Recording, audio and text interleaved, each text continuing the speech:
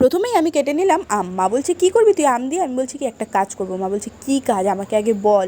আমি বলছি না আমি তোমাকে আগে বলবো না, আগে আমি করবো তারপরে তোমাকে বলবো। মা বলছে যে না আমি কোনো উল্টো পুল্টো কাজ করতে দেবো না। উল্টো পুল্টো না, ভালো কাজই করবো। মা বলছে কী? আমি বলছি যে দাঁড়াও 1 মিনিট, আগে জলটা একটু গরম বসাতে দাও। তো পরিমাণ মতন জল দিয়ে এতে চিনিও দিয়ে দিয়েছি, আর তারপরে আমি ছানা মেখে নিচ্ছি। মা বলছে ছানা দিয়ে কী করবি তুই?